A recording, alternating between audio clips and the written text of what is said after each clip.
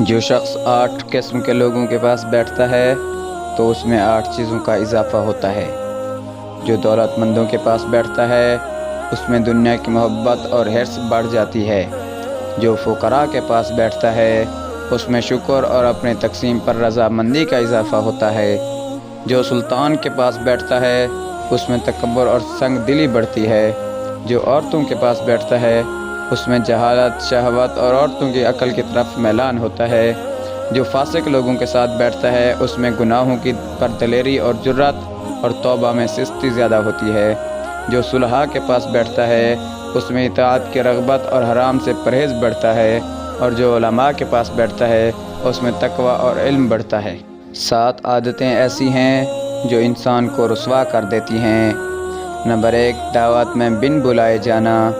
Number 2، مجلس میں اپنے سے بالا شخص کے پاس بیٹھنا۔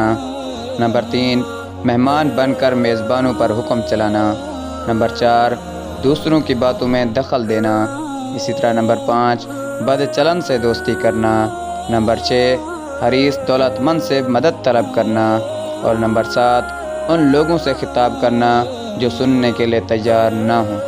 کسی نے کیا ہی خوب کہا ہے کہ آغاز کرو بسم اللہ کے ساتھ، وعدہ کرو انشاءاللہ کے ساتھ، عمل کرو یقین کے ساتھ، سفر کرو توجہ کے ساتھ، کہو سوچ کر، آرام کو اطمینان کے ساتھ، مقابلہ کرو ہمت کے ساتھ، محبت کرو انسانیت کے ساتھ، تولو ایمانداری کے ساتھ، کھاؤ اعتدال کے ساتھ، انتظار کرو صبر کے ساتھ، تقسیم کرو ایمانداری کے ساتھ، بحث کرو دلائل کے ساتھ، تمنا کرو امید کے ساتھ، غور کرو گہرائی کے ساتھ، بھلائی کرو فراخ دلی کے ساتھ، عبادت کرو پابندی کے ساتھ۔ 6 قسم کے لوگ اپنے محسنوں کے احسان کی وقعت اور ان کی پرواہ نہیں کرتے۔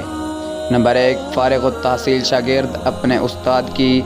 نمبر 2، اہل و عیال والی اولاد اپنے ماں باپ کی۔ نمبر 3، خواہشات نفسانی سے سیر آدمی عورت کی پرواہ نہیں کرتا۔ نمبر 4، اہل غرض ایسے شخص کی جس سے غرض حاصل ہو گئی ہو۔ نمبر 5، طوفان سے بچا ہوا آدمی کشتی کی۔ اسی طرح نمبر 6، صحت کے بعد مریض طبیب کی۔ 4 چیزیں ہمیشہ یاد رکھنا۔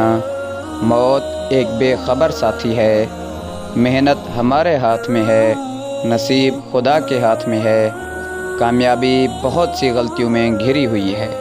جو لوگ یہ کہتے ہیں کہ آج کل نیکی کا زمانہ نہیں، تو وہ لوگ انسان سے نیکی کا بدلہ چاہتے ہیں، لیکن جو لوگ اس لیے نیکی کرتے ہیں کہ اللہ کے سوا نیکی کا اجر کوئی نہیں دے سکتا، تو ان کے لیے ہر زمانہ نیکی کا زمانہ ہے۔ نیکی انسان سے کرو، اس کے صلے کی امید اللہ سے رکھو۔